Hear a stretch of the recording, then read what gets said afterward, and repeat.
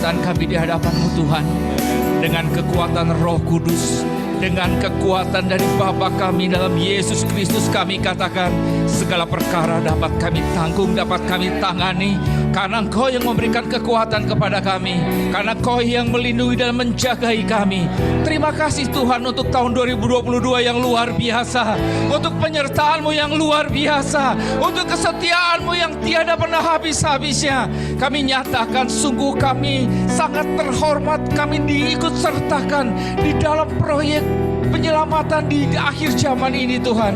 Terima kasih, kami melihat tangan-Mu tidak pernah terlambat di dalam menolong kami. Kami melihat bahwa Engkau melimpahi kami, dan juga Engkau terus menyatakan bahwa Engkau sendiri yang terus menolong dan menuntun kami. Terima kasih Tuhan. Mari kita berikan sorak-sorai dan kita katakan haleluya, haleluya. Terima kasih Tuhan, terima kasih Yesus. Kau ajaib, Kau luar biasa. Dan kami mau memandang tahun 2023, melihat cara-cara Tuhan yang sudah Kau lakukan dan tidak pernah sekalipun gagal. Kami katakan kami mau meraih terobosan yang baru. Kami nyatakan kami menerima kekuatan yang baru, pengurapan yang baru yang dari Tuhan. Kami mau melihat cara-cara yang luar, yang ajaib. Kami sungguh penuh dengan ucapan syukur Tuhan. Terima kasih untuk hari ini. Kami boleh memulai minggu kedua. Kami mau menyatakan terima kasih Tuhan. Anugerah Tuhan melimpah dalam hidup kami, keluarga kami. Terima kasih untuk keluarga kami, anak-anak kami. Terima kasih untuk pekerjaan kami. Terima kasih untuk pelayanan ini Tuhan. Pelayanan Engkau sendiri yang menginisiasi, Engkau sendiri yang menjadi inisiator di dalam segala sesuatu.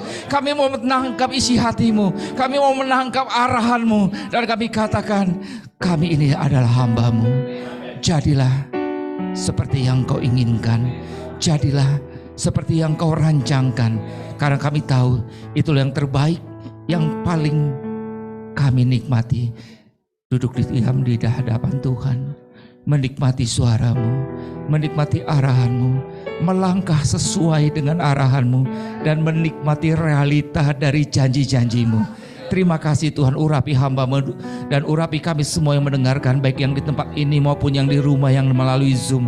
Kami tahu Tuhan, Engkau hadir di setiap rumah, Engkau hadir di tempat ini, karena Engkau memiliki kerinduan untuk kami dengar, kami pegang, kami nikmati, kami lakukan.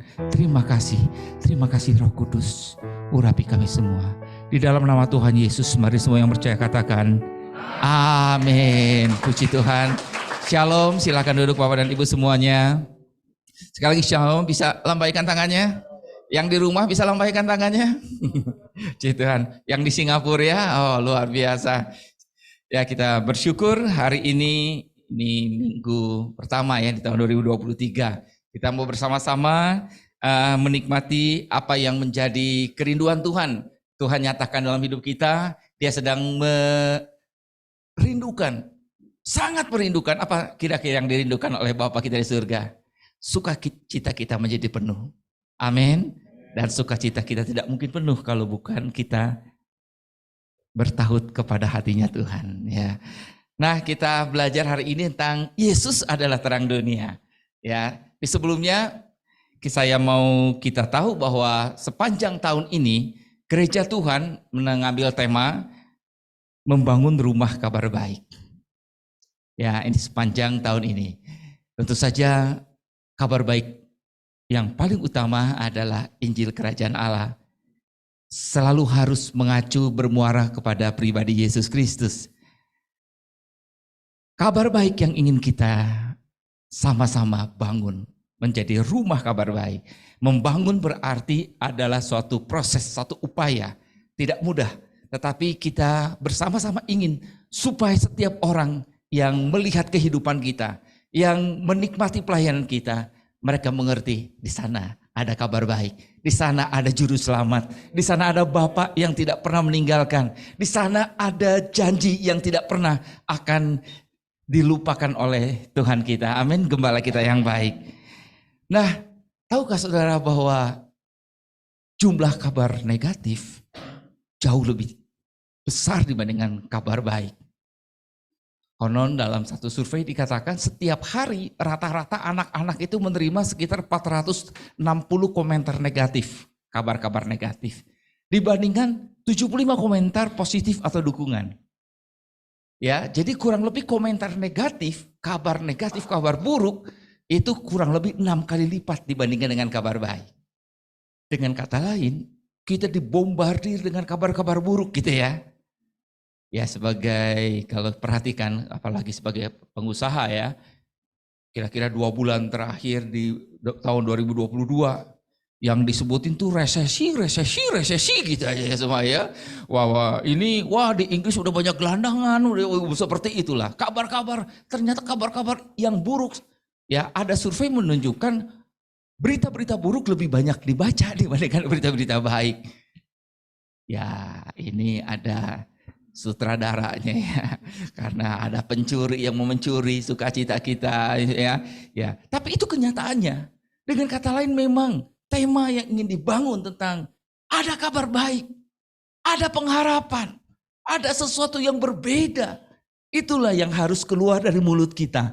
Itulah yang harus menjadi gaya hidup kita. Amin. Karena itulah kita bersekutu bukan hanya seminggu sekali. Tetapi kita tahu bahwa kita menjadikan kehidupan firman Tuhan itu. Karena kita mengerti disitulah kabar baik, disitulah janji Tuhan.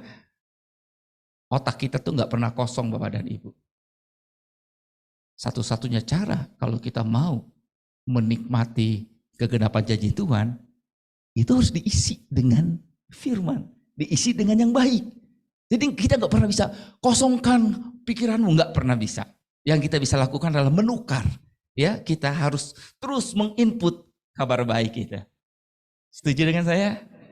Oke. Jadi kalau orang bilang resesi, wah saya bilang, iya. Tentu kita tidak mengabaikan hal-hal data-data realita yang ada. Tapi jangan itu menjadi pesan yang membuat kita takut karena kita punya pesan yang penting dalam keadaan sulit. Disitulah malah ada sebuah kabar terobosan yang bisa kita nikmati, yang bisa kita alami. Amin. Di dalam firman Tuhan, beberapa kali Tuhan Yesus memberikan perumpamaan bukan tentang resesi, tapi tentang resepsi. Beda seetiknya, resesi dengan resepsi. Perjamuan pertama yang paling indah yang kita bisa nikmati, perjamuan di bawah kakinya. Karena ini bicara bukan tentang roti biasa, bukan soal makanan biasa, tapi makanan dari surga. Amin. Tentu kita juga akan resepsi secara fisik ya, ketika Tuhan mengizinkan dan kita memang itu ya Tuhan rindu kita sama-sama menikmati itu. Tapi sekali lagi, kita tidak mengabaikan realita yang ada karena memang keadaan ya makanya kita bersyukur ada di Indonesia, bersyukur punya pemimpin yang luar biasa. Sehingga bisa dikatakan kita hanya sedikit dari negara-negara yang ya bisa dikatakan sangat kuat ya dalam sisi recovery-nya begitu. Nah jadi Bapak dan Ibu ingat bukan bicara tentang resesi tapi resepsi. Pertama kali setiap pagi di kamarmu resepsi. Bersama raja di atas segala raja ya. Terima undangannya ya. Ya Pak, selama saya mahasiswa ya buku Our Daily Bread itu yang kita pakai untuk direnungkan ya. Ya, karena kita terbiasa. Pertama kali kita pikirkan malam, saya mau resepsi. Ya, karena selalu terbuka undangan resepsi dari raja di atas segala raja. Amin. Yang membuat kita kuat, kita melihat keadaan gelombang besar, kita lihat saya bersama dengan gembala yang luar biasa. Raja di atas segala raja tidak ada yang menakutkan kita. Amin. Ya, tapi tentu kita tata keuangan, tata semuanya. Beli sesuatu berdasarkan fungsi, bukan gengsi. Ingat, ya. Berdasarkan kebutuhan hidup, bukan mengejar gaya hidup. Ya, kita menjadi orang-orang yang betul-betul bertanggung jawab terhadap apa yang Tuhan berikan. Dan Tuhan katakan apa? Katakan, waduh, engkau adalah hamba yang baik, hamba yang bijaksana, akan ditambah-tambahkan oleh Tuhan. Amin. Nah, demikian juga kalau kita ini ya kurang lebih sama. Subjek-subjek tentang imigrasi, keimigrasian, perawatan kesehatan dan lain-lain, jauh lebih banyak kabar buruknya dibandingkan dengan kabar baiknya. Itu adalah keadaan dunia. Jadi kenapa kita harus menjadi rumah di mana kabar baik itu? Karena itulah yang ingin dinantikan oleh orang-orang. Betul? Ya, ketika kita datang, maka mereka melihat kita, puji Tuhan, dia senang sekali. Kenapa? Dia tahu ini udah sesak. Ketika ngelihat kita, dia tahu kita membawa kabar baik. Kabar sukacita. Kabar yang ilahi. Amin. Jangan sampai dia lihat muka kita, dia sembunyi. Wah, nggak liur lah ketemu dengan dia. Pasti bawanya kabar buruk, gosip ya, yang lain-lain. Tapi kita mau sebagai pembawa kabar baik. Amin. Rumah ini dipenuhi dengan kabar baik. Pulang dari sini mukanya kayak semangka semuanya ya.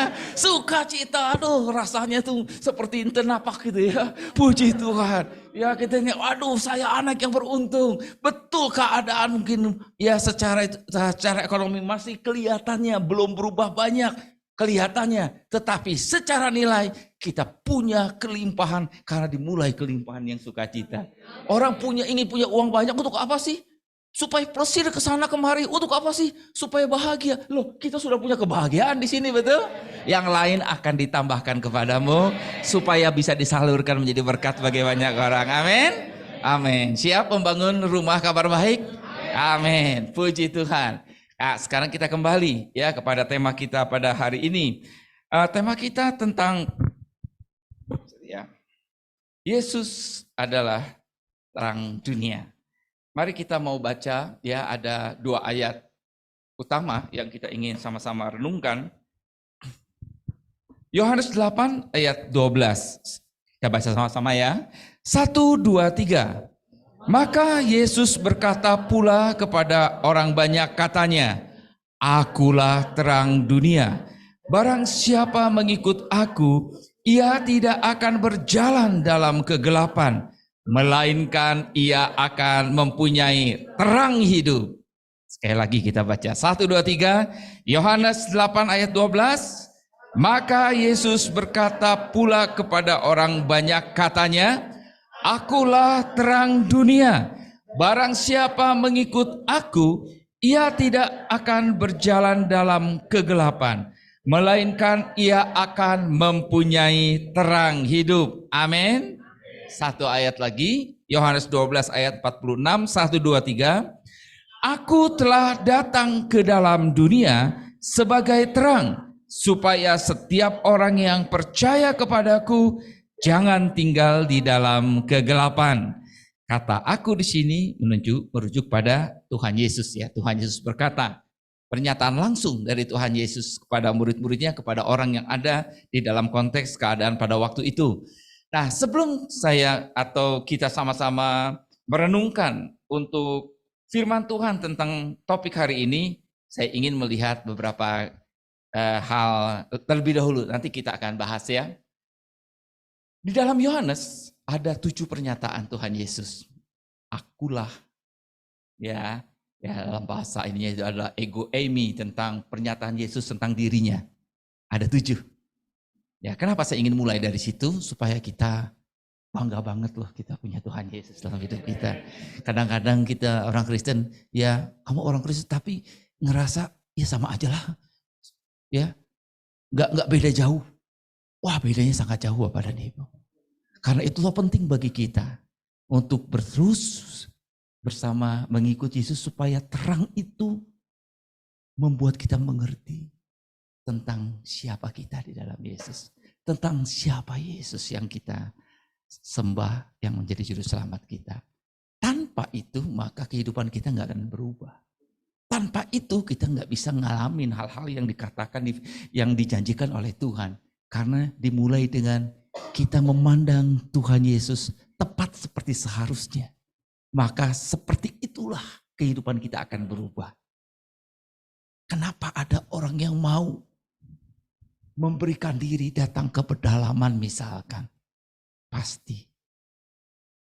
Kalau dia bisa di sana terus dan hidup dalam callingnya. Terus hidup di situ. Pasti karena ada pewahyuan. Ketika dia diterangi, dia bagaimana Tuhan memanggil dia. Yang pertama, Tuhan bicara tentang, sama-sama kita baca, 1, 2, 3. Akulah roti hidup. Ya, ini dalam Yohanes pasal yang ke-6. Nah, kalau kita perhatikan di dalam peristiwa itu, ya, Tuhan Yesus sebelumnya memberikan makan ribuan orang. Ya, lebih dari 5.000 orang, ya. Ribuan orang dari 5 roti dan 2 ekor ikan. Jadi setelah peristiwa itu banyak orang cari-cari Tuhan Yesus. Ya, satu kali ketemulah Tuhan Yesus, ya, ada di sinagog di daerah Kapernaum pada waktu di dalam Yohanes pasal 6 ini. Jadi, Tuhan ada di sini, kurang lebih seperti itu ya mungkin bahasa gaulnya. Tuhan bilang, aku tahu kamu bukan nyari yang benar-benar, kamu udah makan roti udah kenyang. Dengan kata lain, motivasi kamu tuh perut. Motivasi kamu adalah kebutuhan sehari-hari. Dan Tuhan mengajarkan, akulah roti hidup. Akulah makanan yang sesungguhnya.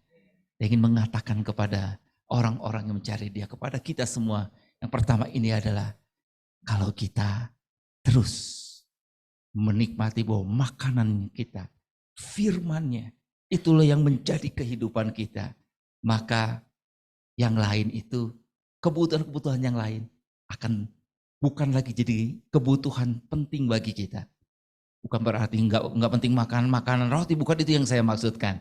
Tapi ketika kita mengerti, kita makan firman Tuhan, kita kunyah firman Tuhan, kita renungkan siang dan malam. Masa sih kita sampai enggak makan makanan jasmani, kurang lebih begitu. Ya, yang lain itu pasti akan ditambahkan. Yang penting lihat, yang paling penting, yang paling pokok, makanya Tuhan bilang, akulah roti hidup. Yang kedua Tuhan bicara, akulah terang dunia. Hari ini kita akan bahas. Ya. Yang ketiga, akulah pintu. Ya, ini bicara, jika Tuhan bicara bahwa pintu satu-satunya cara. Pintu ke padang rumput. Ini bicara waktu itu sebagai gembala, ya, sebagai gembala. Dengan kata lain, bahwa kalau kita mau menikmati hati yang betul-betul bahagia, sejahtera, damai, tidak ada jalan lain. Hanya dia pintunya, nggak ada pintu lain. Amin. Yang keempat, akulah gembala yang baik. Gembala yang baik itu adalah seperti apa? Gembala yang memberikan apapun bagi domba-dombanya sampai kepada nyawanya. Dan yang bicara ini adalah pencipta semesta raya. Dan dia bilang, akulah gembalamu yang baik, yang telah terbukti menyerahkan semua yang dia miliki. Dia mengosongkan dirinya. Mereinkarnasi menjadi manusia, mengosongkan dirinya. Masa sih yang lain dia nggak siapkan? Amin. Yang kelima, akulah kebangkitan dan hidup. Kalau kita ingat ini peristiwa di Betani ketika Tuhan datang kepada Maria dan Marta, Lazarus sudah berapa hari mati.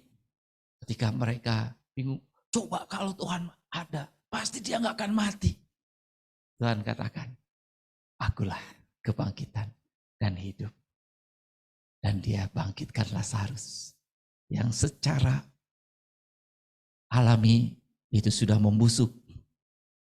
Tidak ada yang mustahil bagi Tuhan. 2023, jangan pernah melihat sesuatu sebagai hal yang tidak mungkin. Kalau Tuhan katakan sesuatu pada diri kita, maka bahkan kematian tidak bisa menghalangi dia untuk menyatakan, karena bagi dia tidak ada yang mustahil. Amin. Mungkin kita pikir, apa artinya resesi? Ada banyak yang akan kehilangan pekerjaan kalau data itu. Akan banyak yang mati usahanya, tapi kita punya gembala yang baik yang mengatakan, akulah kebangkitan dan hidup. Bisa juga kita nyatakan itu bagi usaha kita, bagi keluarga kita. Mungkin orang bilang keluargamu sudah hancur, anakmu udah gak punya lagi harapan. Lihat dia pecandu, udah gak bisa lagi. Mari kita datang kepada gembala itu. Bukankah dia adalah gembala yang baik? Dia adalah terang itu yang bisa menerangi anak-anak kita untuk bisa melihat kemuliaan Tuhan. Untuk bisa datang kepadanya. Dan dia juga adalah kebangkitan dan hidup. Dimulai dengan hati kita. Aku mau percaya Tuhan. Aku mau menyandarkan satu-satunya harapan kepadamu, maka tidak akan dikecewakan. Orang yang berharap pada Tuhan tidak akan dikecewakan. Yang keenam, 1, 2, 3, akulah jalan dan kebenaran dan hidup. Amin. Kita tahu tidak ada jalan lain. Karena hanya melalui penebusan darah domba itulah jalan menuju ke Bapa. Dan yang ketujuh, 1, 2, 3, akulah pokok anggur yang benar. Kita siapa tadi? Ranting-ranting ya, saya ingat tadi ya pas kita nyanyi, aduh ingat sekolah minggu ya. Tapi betul ini satu hal yang kita mengingat bahwa apa? Di luar Tuhan kita nggak bisa apa-apa. Ya ketika Tuhan bilang, akulah pokok anggur yang benar, engkau ranting-rantingnya. Kalau kita nancep terus sama Tuhan, kita dapat nutrisi terus dari Tuhan. Siapa sih yang bisa menghentikan kita? Ya, amin. Kalau kita mendapatkan visinya Tuhan, melakukan sesuatu karena Tuhan yang suruh. Ya, kita melakukannya karena kita mengerti itu Tuhan yang sedang menginginkan kita berada di situ. Siapa yang bisa menyetop kita? Ya, amin. Puji Tuhan, luar biasa. Baik, sekarang kita kembali untuk lihat ya, yang kedua, Yesus yang berkata pula kepada orang banyak ya, akulah terang dunia, barang siapa mengikut aku. Katakan mengikut. Ia tidak akan berjalan dalam kegelapan, katakan berjalan. Melainkan dia akan mempunyai terang hidup. Kenapa saya tadi tekankan kepada dua kata kerja ini? Ya, barang siapa mengikut aku. Kalau kita bicara mengikut Yesus, kira-kira dalam pikiran kita mengikut dari jauh, gampang lah. Nanti saya bisa lihat dari Google Map. Ya, kalau perlu Sherlock. Zaman ini gitu ya. Sherlock pakai live Sherlock ya. Saya jadi tahu, oh udah berapa deket. Kan biasanya gitu, kalau sekarang kita kalau pesen GrabFood atau GoFood ya, kita bisa tahu, oh udah ada di jalan sana, oh ada di jalan sana gitu. Kira-kira seperti itu yang disebut mengikut di sini? Tentu tidak, bukan? Saya bicara mengikut, kita punya jarak yang dekat. Kita bisa berkomunikasi, karena itulah yang diinginkan. Sama seperti saya kepada anak saya, kalau saya bilang, yuk nak kita pergi, nggak berarti kan dia jaraknya, sorry 2 meter, ini PPKM. Nggak bisa, ini bicaranya. Ya, saya ingin dekat. Kenapa? Karena kita bicara tentang mau hubungan yang indah.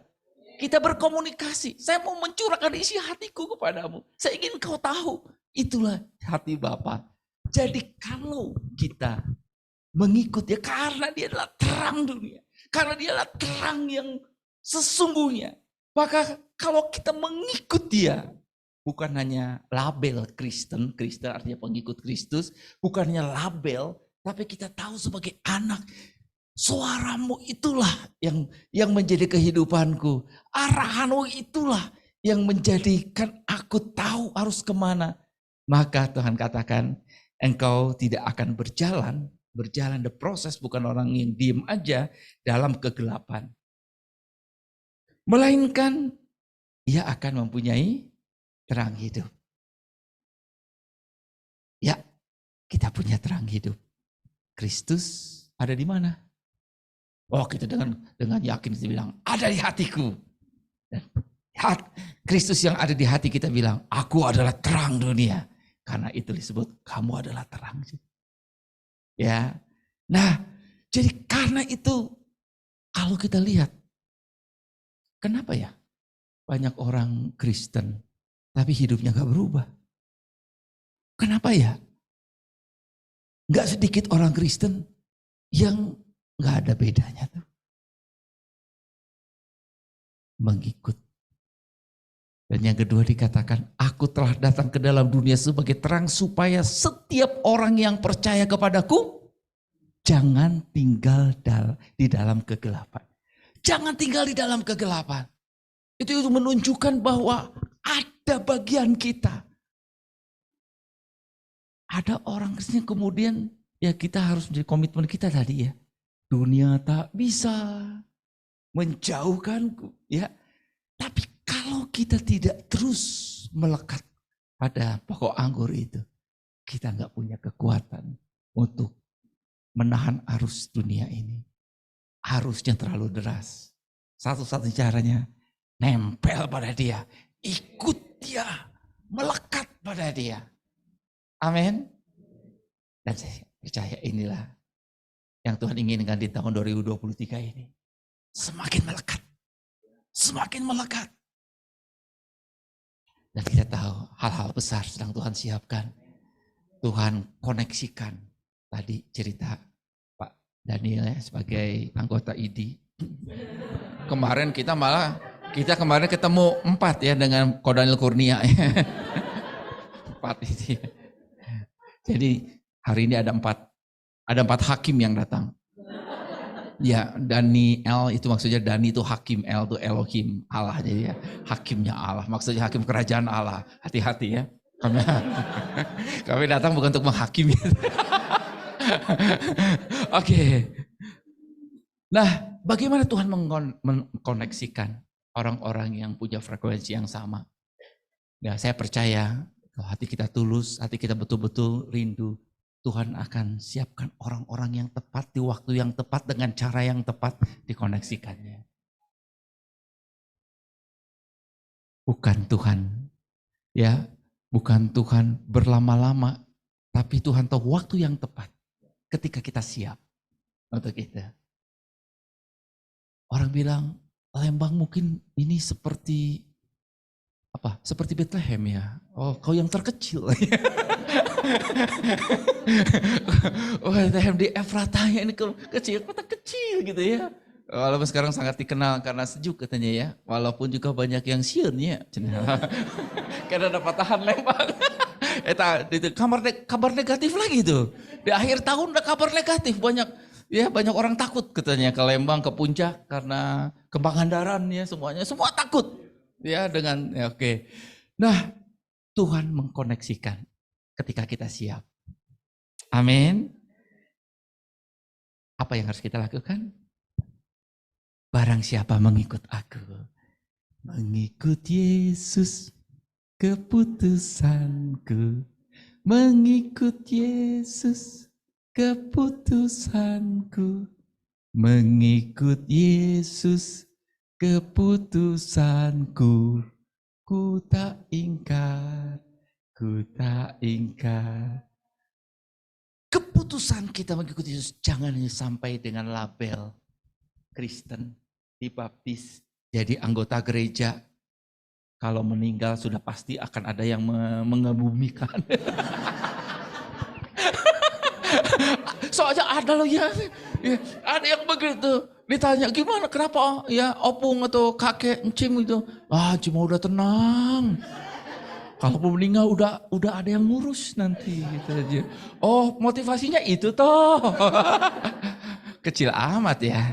Kita percaya Tuhan ada hal besar yang Tuhan siap. Kenapa? Bukankah Dia yang menciptakan segalanya begitu dahsyat, begitu besar. Ayo lakukan hal-hal yang besar. Karena Dia Allah yang besar. Dengan caranya tentu saja. Ya, dengan polanya. Nah, Bapak dan Ibu. Ya. Sebetulnya ketika kita bicara tentang hal ini juga diingatkan. Bagaimana ada gambaran di dalam perjanjian lama. Ya, di dalam Keluaran 13 ayat 21 dan 22. Pada waktu itu ketika Tuhan membawa umat Israel keluar dari Mesir. Dari tempat perbudakan. Dia menuntun dalam tiang awan dan tiang api. Amin. Menunjukkan kehadirannya. Menunjukkan penyertaannya. Menunjukkan perlindungannya. Apakah keadaan seperti sedang tur di dalam? Enggak. Banyak hal yang tidak mudah. Kekurangan air, kelaparan. Tapi tiang awan, tiang api itu ada di sini. Jadi dengan kata lain ketika kita bicara, ketika Tuhan bilang, akulah terang dunia, barang siapa yang ikut aku, ya, dia tidak akan berjalan dalam kegelapan. Bukan berarti semuanya mulus, semuanya enak gitu, semuanya tersedia. Sama seperti lagi, mungkin kita lagi tur liburan gitu ya, semuanya, wah disediakan. Enggak begitu. Karena ada rencana Tuhan yang luar biasa. Selain dia memperlengkapi kita, melindungi kita, dia ingin mengubah kita menjadi gambaran seperti anaknya. Dan itu bicara proses. Itu bicara bagaimana kita terus menaruh percaya kita kepadanya. Di padang gurun itu. Ketika mereka tidak bisa kehilangan ya makanannya. Pertama-tama, wah segini mana. Ini enak banget. Iya enak. Sehari, 2 hari, 3 hari, 4 hari, 1 bulan. Akhirnya bagaimana kita melihat? Apa yang seharusnya kita lihat? Yang awat, yang awif itu. Dia ada di sana, dia tahu apa yang kita makan. Dia tahu apa yang sedang kita alami. Jadi ketika kita sedang mengalami masa-masa, saya ingin katakan 2023 ada harapan luar biasa, amin. Tapi itu berarti ada proses yang kita sedang alami. Karena dia sedang mengubah kita terus menerus. Supaya seperti gambaran anaknya Yesus Kristus. Tidak ada cara lain. Proses. Amin. Jadi ayo ikutin proses. Ulah lomba protes. Ya, tagline hari ini ya. Ikutin proses, jangan banyak protes. Karena kalau banyak protes kayak orang-orang Israel kan. Udah muak, gak mau lagi di sini. Air mana air gitu ya. Padahal kan itu tiang awan, tiang api ada. Dia tahu Allah bahwa mereka kekurangan air. Jadi hari ini apa? Ikutin proses. Jangan banyak protes ya. Kalau protes bicara komplain. Bicara sesuatu ini salah, harusnya gak begini. Nah itu protes. Boleh dong kasih masukan. Jelas boleh, puji Tuhan. Tapi kalau protes itu udah berbeda ininya ya. Nah jadi firman Tuhan berjalan di depan mereka. Pada siang hari dalam tiang awan untuk menuntun mereka di jalan. Dan pada waktu malam di dalam tiang api untuk menerangi mereka sehingga mereka dapat berjalan siang dan malam. Dengan tidak beralih tiang awan itu tetap ada pada siang hari dan tiang api pada waktu malam di depan bangsa itu. Sekali lagi, keadaan sulit, masalah, hal-hal yang berhubungan itu semua akan tetap ada sampai nanti dipandu atau di mana. Selama kita hidup akan kita alami, benar? Itu bagian dari hidup. Ya, seringkali saya ketawa-ketawa sama istri. Apakah saya dengan istri selalu berdua kan kami kemana-mana ya? Apakah enggak pernah? Apakah mulus? Enggak. Kadang-kadang mutung, kadang-kadang apa gitu ya. Iya, tapi kami tidak. Itu proses sampai kita nanti dipisahkan oleh maut gitu kan ya. Akan ada puji Tuhan. Anggap aja bumbu-bumbu kehidupan. Amin. Nikmati semua, terima kasih Tuhan Yesus. Untuk misalkan pasti dia bilang kan untuk suami saya yang makin tua makin bawel. Puji Tuhan. Bawel berarti masih hidup. Lamun cicing. Ngomong-ngomong berarti kan bahaya. Puji Tuhan sama. Ini juga udah makinnya pakai kakek, nenek udah makin akhirnya makin lupa. Kan tadi Bapak itu. Oh iya pohon. Puji Tuhan. Bagian dari hidup rumah tangga, benar? Iya, proses ya. Jadi kita ikutin, tapi yang ingat kita punya terang. Kristus itu. Aku gak akan berjalan dalam kegelapan. Ketika kita bingung mau mutusin apa, saya tak punya terang. Ayo lihat firman Tuhan, pasti dia bicara. Pasti dia kasih petunjuk. Amin. Ketika kita bingung ini mau gimana nih. Ya saya bersyukur bahwa berulang kali dalam kehidupan masalah-masalah besar. Tuhan bicara dalam ruang doa. Kalau udah kita bingung, oke kita konsultasi dengan abang, dengan kakak, dengan hamba-hamba Tuhan. Kita dengar Tuhan bisa bicara lewat pembimbing kita. Tuhan bicara lewat orang, kita dengar. Tapi hati kita dipenuhi dengan keterbukaan Tuhan. Aku inilah adalah hambamu. Jangan bawa karup sorangan begitu ya. Ada orang minta pendapat tapi udah kekeh gitu ya. Ya benar ya. Minta pendapat tapi ketika nggak sama pendapatnya kekeh gitu. Iya, karena istilah bahasa Jermannya tuh merkedeweng gitu. Benar yang pulang dari Jerman itu berkat doang itu harusnya. Baik, jadi ketika kita diterangi untuk kita mengerti, kita melihat keadaannya clear. Seperti apa? Benar?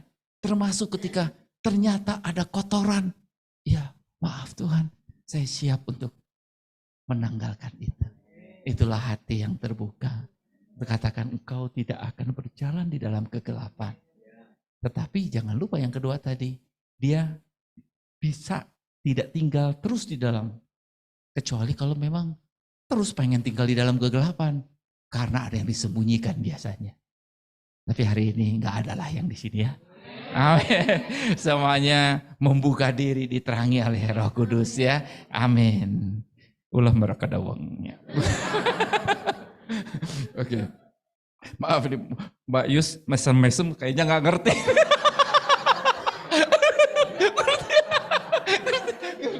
Ngerti ya Mbak Yus? Iya. Nggak tahu Arek Surabaya ngerti nggak dengan mereka dawangnya?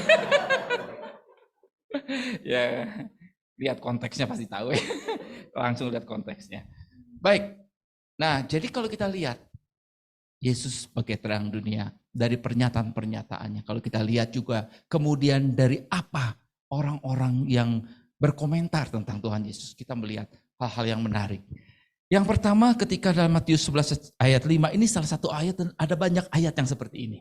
Ya, orang buta melihat, orang lumpuh berjalan, orang kusta menjadi tahir, orang tuli mendengar, orang mati dibangkitkan dan kepada orang miskin diberitakan kabar baik. Murid-murid Yohanes Pembaptis datang kepada Tuhan Yesus tanya, kami ya inginnya gini, deklarasi dong, Mesias bukan? Kalau Mesias bilang, aku adalah Mesias gitu, supaya kami nggak bingung. Tapi Tuhan Yesus tuh nggak bicara, declare seperti itu. Tapi dia katakan, lihat dari bukti-bukti deh. Lihat keadaan-keadaan. Orang buta melihat, orang lumpuh berjalan, orang kusta menjadi tahir, orang tuli mendengar, orang mati dibangkitkan, dan kepada orang miskin diberitakan kabar baik. Ini bicara semua dimensi tentang fisik, tentang kalau udah bicara kematian, ya bicara dimensi waktu yang bisa Tuhan pulihkan. Maka silakan simpulkan. Markus 7 ayat 37 mereka takjub dan tercengang dan berkata, ia menjadikan segala-galanya baik. Yang tuli dijadikannya mendengar, yang bisu dijadikannya berkata-kata. Kata-kata ia menjadikan segala-galanya baik. Itu ketika orang berbondong-bondong, orang sakit semuanya baik. Orang kerasukan waras. Maka mereka melihat dia menjadikan semuanya baik. Luar biasa. Terang ini mengubah, memulihkan. Dan kemudian muara yang tertinggi adalah membuat jalan antara manusia dan Bapaknya yang tadinya terputus karena dosa. Memulihkan bukan hanya orang-orang, bukan hanya keadaan-keadaan, tetapi yang bicara kepada kekekalan, memulihkan hubungan Bapa di surga dengan manusia. Itulah terang. Demikianlah sekarang tidak ada penghukuman bagi mereka yang ada di dalam Kristus Yesus. Katakan, amin. Roh yang memberi hidup telah memerdekakan kamu dalam Kristus dari hukum dosa dan hukum maut. Di dalam terang itu, kita tidak lagi menjadi budak dosa. Budak dosa, budak artinya nggak bisa keluar. Terbelenggu. Tapi engkau dan saya dimerdekakan oleh Kristus. Kalau engkau mau untuk tidak tinggal terus dalam kegelapan. Karena di sini ada kehendak bebas yang harus dikatakan, aku mau Tuhan mengikut engkau, menikmati semua kemerdekaan yang memang sudah Tuhan berikan kepada kita. Jadi kita lihat bahwa Yesus telah menghancurkan kuasa dosa, kelemahan dan sakit penyakit juga kuasa maut. Semua dimensi tentang fisik, tentang kematian, dan yang terutama ya tentang hubungan yang dipulihkan dengan Bapa di surga bagi setiap orang yang mau percaya kepadanya. Dan juga terhadap bahwa kita tidak lagi terikat pada menjadi budak dosa. Amin. Amin. Puji Tuhan, ya luar biasa. Nah, setelah kita menikmati semuanya itu, dimensi lain yang tentu saja harus kita sama-sama untuk bisa dapatkan, coba kita sedikit bermain-main lah, ya berpikir-pikir. Tapi kalau kita bicara gelap, ini enggak hanya bicara tentang ketiadaan cahaya ya, bicara tentang ada zaman kegelapan, orang bicara begitu ya.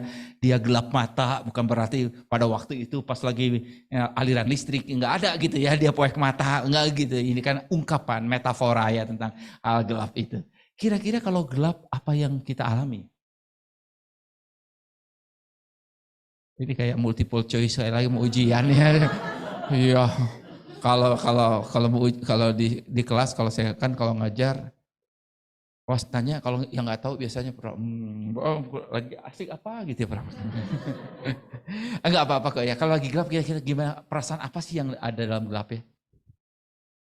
Takut. Oke. Yang gelap, amun gelap. Aduh gitu aja.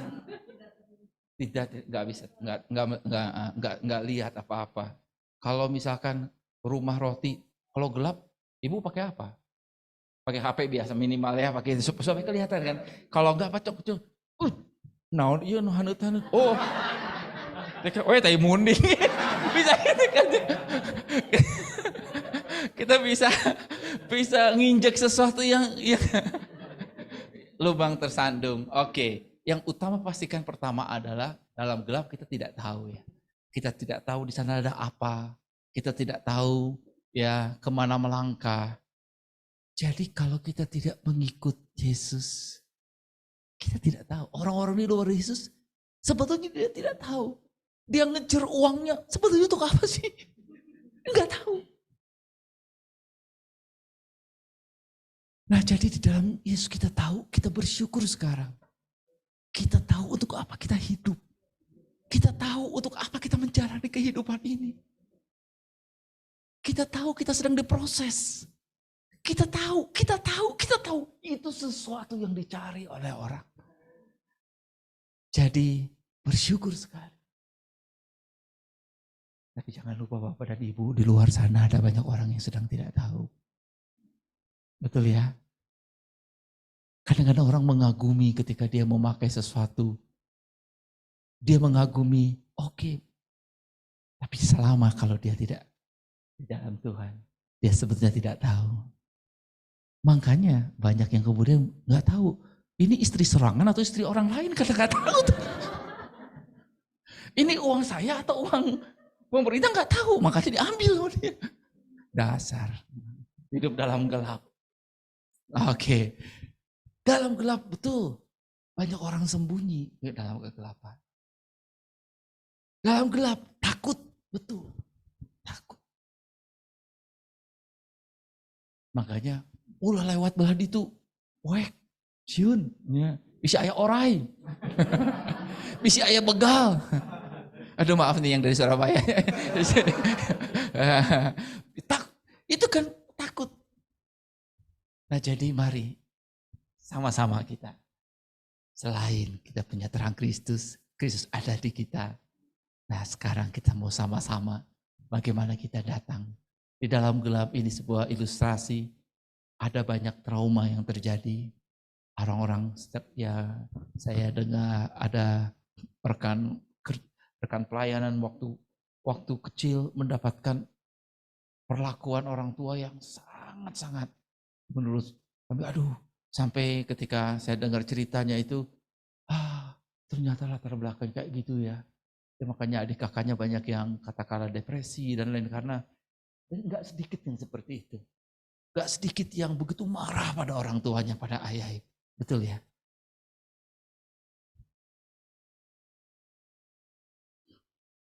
Keadaan di mana masa kecil tidak ada sosok ayah mungkin yang melindungi, mendampingi, yang ada hanyalah tuntutan dan juga bahkan pukulan. Ya, tapi saya berharap kita bisa peka melihat itu, kita bersyukur kita memiliki Kristus, terang Kristus, luar biasa. Tapi ada banyak orang yang saat ini sedang sembunyi, sedang takut, ya mereka sedang menyesali hidup. Saya nggak tahu apakah, ya saya beberapa waktu ini ada beberapa kabar yang viral ya. Baru saja ada sepasang yang bunuh diri, ada orang tua yang di rumah, sebenarnya rumahnya bagus ya, yang puluhan tahun kemudian sampai kelaparan karena begitu merasa depresi karena ditinggal suami, ditinggal ayahnya.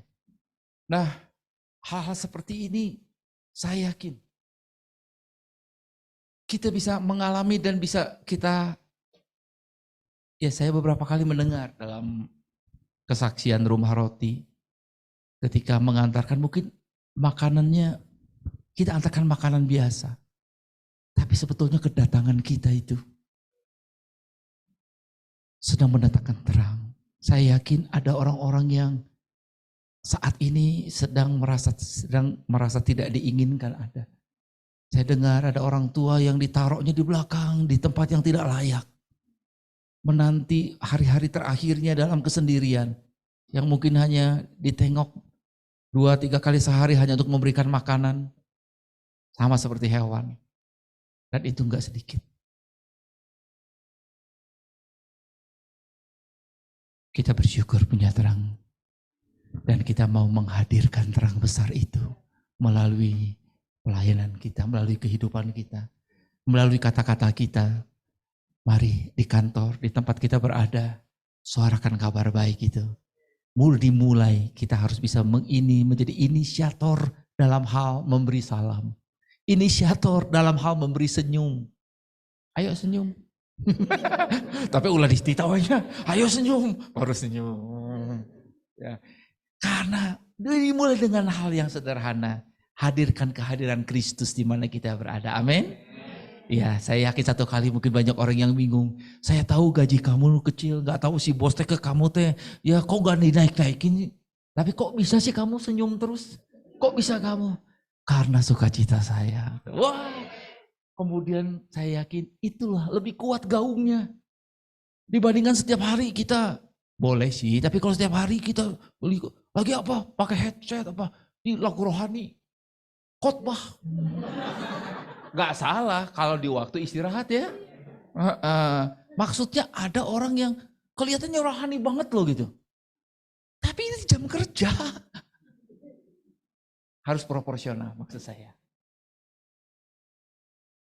Ketika kita suarakan apa yang Tuhan lakukan dalam hidup kita, keluar dalam bentuk senyum.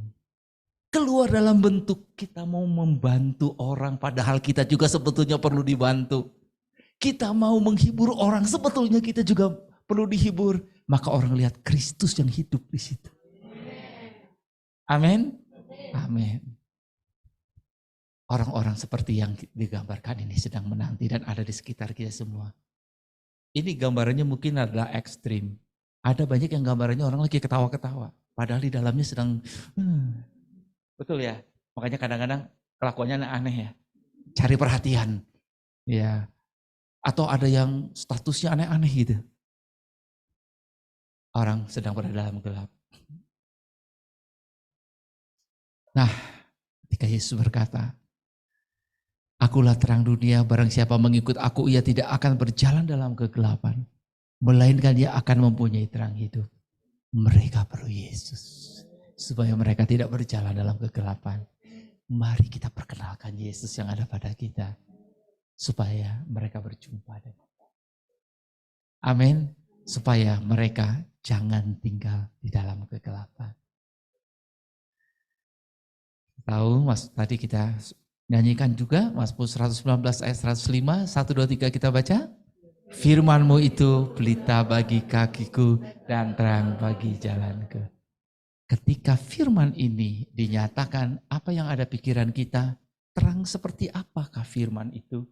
Kita mungkin sekarang punya senter yang bisa menyenter 2 kilo. Ada senter yang bisa menyenter banyak. Tapi sebetulnya yang dimaksudkan adalah pelita seperti ini nih. zaman dulu apa namanya cempor lebih gede lah daripada dia. Ini minyak gitu. Artinya apa? Makanya disebut terang bagi jalanku, bagi kakiku. Jadi dengan kata lain firman itu Tuhan tidak akan membukakan, nih 5 tahun lagi kamu akan ke sini, kamu akan ketemu dengan yang namanya Triusmani, kemudian kamu akan ketemu juga dengan orang Surabaya yang namanya Andre dan 2 Daniel di situ, ya kemudian nanti kamu akan, enggak begitu Tuhan. Karena Tuhan ingin kita berkomunikasi secara intim terus-menerus dengan Dia. Jadi itu seperti lilin yang kita hanya menerangi 1 langkah. Di sini 1 langkah. Bukan kayak center sekarang gitu ya. Center yang gede gitu, wah langsung kelihatan lembah ya, semuanya begitu. Enggak begitu cara kerjanya. Dengan demikian, itulah kehidupan, perjalanan kehidupan Kristen kerohanian kita. Hari ke hari, Dia baru setiap hari, baru setiap pagi. Ya, kalau bisa jangan gitu. Saya mau diinfus aja sebulanan. Kemana? Enggak begitu, tapi Dia baru setiap hari. Dia baru. Itulah kita bisa nikmati Tuhan. Selain Kau, tiada yang lain yang kurindukan. Amin. Dan saya yakin pola hidup seperti itu pasti berubah pola pikirnya. Berubah cara kita melihat segala sesuatu berubah. Yang tadinya kita melihat ini, tapi ketika diterangin, oh enggak begitu ya. Makanya Rasul Paulus bilang, apa yang menjadi kebanggaan bagiku tentang darah aku nih Yahudi 100%. Ya, aku nih orang yang pintar, dia punya ya Gamaliel, yaitu adalah profesor doktor pada waktu itu yang ya. Tapi bagi dia katakan itu enggak ada artinya, aku anggap sampah karena aku telah mendapatkan Kristus. Amin. Jadi sepanjang tahun 2003 selamat menikmati perjalanan bersama dengan juru selamat kita, amin. Gak penting bahkan lembah bayang-bayang maut, oke siap, karena gadamu dan tongkatmu itu yang menghibur aku. Ya kan gak boleh begini, oke siap 2003 bersama mengikut Kristus, siap, oke lah lewat mana? Lihat Google Map, jalurnya mana dulu. Jangan jalur sini, Tuhan, lewat sini mah lewat lembah. Lewat iya tuh jalan tol, komo lawan Cisumdawu ayo geus itu kan. Misalkan begitu. Oke, kita tidak berhak untuk memilih karena kita tahu yang kita pilih belum tentu yang baik. Dialah yang memilihkan kepada kita yang terbaik. Amin. Puji Tuhan. Ya, nah jadi orangnya seperti ini Pak Reno nih ya, sama gini ya. Ya seperti ini. Jadi jalannya satu-satu gitu ya. Dan dia katakan firman-Mu itulah pelita bagi kakiku, terang bagi jalanku. Oke, ya. Dan kita katakan sekarang berarti kita sudah punya terang besar, kita bersyukur. Dan mari sama-sama kita baca Yesaya 60 ayat 1 dan 2. 1, 2, 3. Bangkitlah menjadi teranglah, sebab terangmu datang dan kemuliaan Tuhan terbit atasmu. Sebab sesungguhnya kegelapan menutupi bumi dan kekelaman menutupi bangsa-bangsa. Tetapi terang Tuhan terbit atasmu dan kemuliaannya menjadi nyata atasmu. Amin. Ini rasanya relevan banget dengan 2023 ya. Ya, kegelapan menutupi bumi, bangsa-bangsa. Wow. Orang bangsa-bangsa yang dianggap kaya sekarang sedang merana begitu ya. Tapi sekarang kita bangkit. Di sekitar kita sedang banyak orang yang ada dalam kegelapan. Ya, bangkitlah. Toel kiri kanan, bangkit. Oke. Nah, saya mau tutup dengan sebuah semacam doa ya, semacam doa. Saya modifikasi sedikit, ini ada doa yang sangat terkenal ya. Pada waktu Mother Teresa mendapat Nobel, dia mengutip doa. Tapi saya modifikasi sedikit supaya pas dengan kita ya. Soalnya kalau doa, hanya doa tanpa kepada siapa kita berdoa, tanpa kita menyatakan Yesus sebagai tempat berdoa kita, rasanya kok bukan doa yang tepat ya. Jadi saya modifikasi sedikit. Ya, oke, kita mau ini saya ingin orang-orang yang di dalam gelap itu kan rindunya ini ya. Ada seperti seorang anak yang dituntun ya. Aduh, rasanya apapun keadaannya, kalau ada tangan ayah di sana, bisa tenang. Betul? Ya, Bapak kita di surga seperti ini. Dia sedang katakan, katanya, bukan sih, lihatlah ke depan. ini matahari sedang terbit. Oke, jangan takut. Ya, apapun seperti yang mungkin sesuatu yang sedang terjadi, Tuhan sedang menyiapkan yang baru. Amin. Oke, istriku jangan takut. Ya, itulah seorang istri ingin ya atau suami ya begitu. Ini semua rindu, semua ingin kasih. Ketika kita bawa berterang, sebetulnya kita sedang membawa kasih Allah yang tidak bersyarat, yang tidak mungkin bisa kita pahami. Amin. Oke, keluarga melihat bersama-sama inilah yang dirindukan. Bahkan tentu saja kita rindu nanti pada waktu masih bisa bercengkerama walaupun sudah keriput, sudah banyak pohon. Ya, puji Tuhan. Kita rindu tetap suara kita adalah puji Tuhan. Haleluya. Tuhan itu baik. Oh, sangat baik. Walaupun kadang-kadang nanti begitu ya. Tetap ya, Levi dan Jenny ya. Ya, oke. Oke, Pak Gun dan istri ya, saya ngerti ya. Puji Tuhan, tetap ada kecupan mesra ya, jangan lupa ya. Kalau mau pergi tetap pergi dulu ya. Jangan ngaleos ya kan itu. Oke, saya ingin inilah yang menjadi sebuah kerinduan kita bersama. Tapi tentu saja ini juga bisa kita praktekkan di dalam komunitas keluarga rohani kita. Ya, ada kasih yang sungguh tulus di mana kita tahu ada orang yang menopang kita sehingga masalah-masalah apapun yang kita alami, kita tahu ada yang mendoakan, ada yang mendukung, ada yang memberi nasihat. Puji Tuhan. Ya. Nah, jadi sekarang kita mau sama-sama memberikan atau juga mengucapkan sebuah doa. Oke, saya skip aja ya ini. Baik, ini ada doa pembawa damai. Ya, yuk kita sama-sama bangkit berdiri sebagai akhir dari. Kebaca nggak ya? Biasa.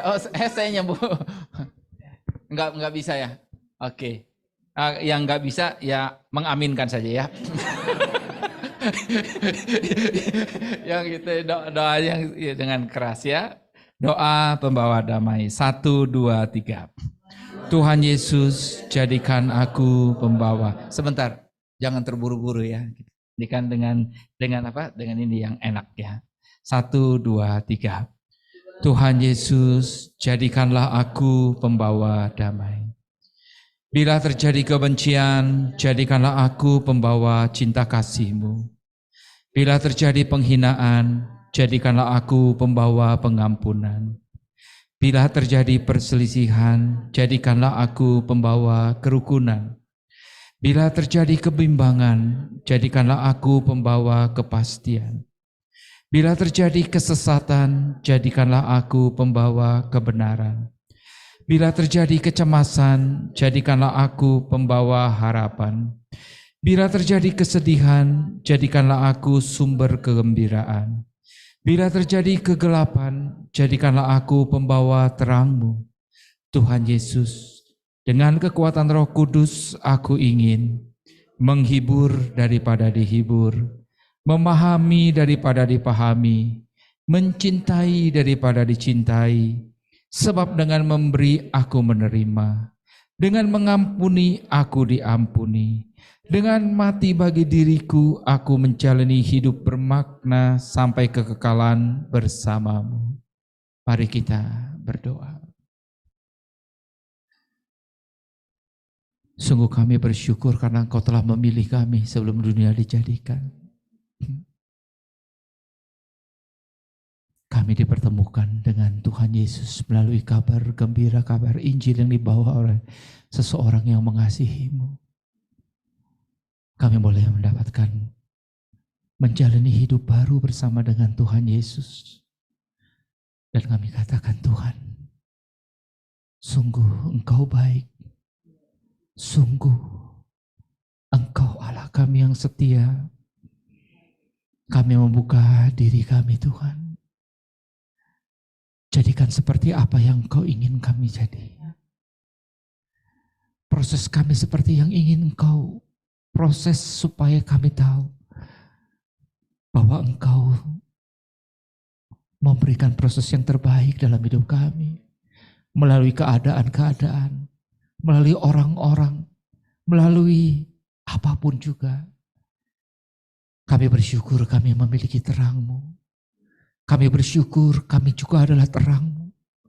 Biarlah Tuhan, terang-Mu itu terpancar melalui kehidupan kami kepada setiap orang yang Tuhan ingin kami jumpai, yang Tuhan perkenankan kami temui. Terima kasih Tuhan. Juga gereja ini terima kasih. Hamba berdoa untuk PKBM yang ada. Sudah di atas 10 tahun kami melakukannya dengan anugerah Tuhan. Terima kasih, melalui itu banyak orang yang mendapatkan pengharapannya kembali. Melalui hal itu banyak orang yang mendapatkan kembali cita-cita mereka yang pernah hapus dan pupus. Tapi kami bersyukur Tuhan, melalui pelayanan ini Engkau membuat banyak orang-orang berjumpa dengan Tuhan. Terima kasih Tuhan Yesus. Untuk rumah roti di mana kami boleh membawa sedikit makanan bagi mereka, tapi terutama kami membawa hal besar, yaitu makanan rohani bagi mereka. Urapi setiap pelayan-Mu, urapi dengan ketabahan dan juga dengan panggilan yang tertinggi, yaitu Engkau sendiri yang sedang kami beri makan. Engkau sendiri yang sedang kami layani. Engkau sendiri yang sedang kami berikan tempat yang tertinggi dan terutama dalam hati kami untuk melayani-Mu. Kami boleh menjadi tangan-Mu, boleh menjadi bibir dan juga boleh menjadi mata-Mu untuk boleh melihat dengan belas kasihan-Mu. Terima kasih Tuhan Yesus. Kami berdoa juga untuk setiap orang yang mempunyai hati yang sama. Terima kasih untuk rekan-rekan di Singapura. Hamba berdoa Tuhan, orang-orang yang berjumpa dengan Engkau melalui sebuah anugerah, perjumpaan yang kami tahu Engkau sendiri yang merencanakannya. Hamba berdoa Tuhan untuk pelayan-pelayan di Singapura, untuk teman-teman yang sedang bekerja di sana. Hamba berdoa Tuhan, biarlah ini menjadi kekuatan yang luar biasa. Mereka berjumpa dan juga menjadi terang bagi keluarga besar mereka. Terima kasih, doa kami juga Tuhan untuk anak-anak kami yang ada di Jerman, dari tempat-tempat lain, dari tempat kecil di kota ini, kami boleh memancarkan terang-Mu yang luar biasa. Terima kasih, teruslah Tuhan. Kami berdoa untuk semua program-program yang ada. Kami berdoa untuk Pagaden, kami berdoa untuk desa-desa, kami berdoa Tuhan. Kami percaya bahwa mereka sedang menantikan terang yang sejati, terang Kristus yang kami bawa melalui kabar baik. Terima kasih Tuhan untuk hari ini. Kami disegarkan di awal minggu kedua ini tuh kami katakan, kami mau mengikut Engkau dengan sepenuh hati kami, mendengar suara-Mu baik-baik, melakukannya dengan setia setiap apa yang Engkau nyatakan. Terima kasih Tuhan. Kami berdoa di dalam nama Tuhan Yesus. Mari semua kita katakan, amin. Tuhan memberkati, silakan. Oke. Baik, mari kita angkat kedua belah tangan kita. Jemaat Tuhan, terimalah berkat anugerah kebaikan dalam nama Tuhan Yesus Kristus yang memampukan engkau menjadi lebih daripada pemenang, menjadi kepala bukan ekor, terus naik dan tidak turun. Dengan arahan Tuhan, firman-Nya selalu ada menyertai engkau dimanapun engkau berada. Karena Roh Kudus yang mengajari engkau, mengingatkan engkau atas sebuah firman yang telah engkau terima. Teruslah menjadi saksi Kristus dimanapun engkau berada. Berkat Tuhan atas pekerjaanmu, berkat Tuhan atas pendidikan kuliah yang sedang kau jalani, ataupun juga pelayanan yang sedang kau lakukan. Berkat Tuhan melimpah dalam keluargamu, semua anak, cucu, pasanganmu diberkati di dalam nama Tuhan Yesus. dan teruslah jadi berkat membawa terang dimanapun kau berada, sampai Maranatha Tuhan Yesus datang yang kedua kalinya. Di dalam nama Yesus semua yang percaya katakan, amin. Tuhan berkati, puji Tuhan.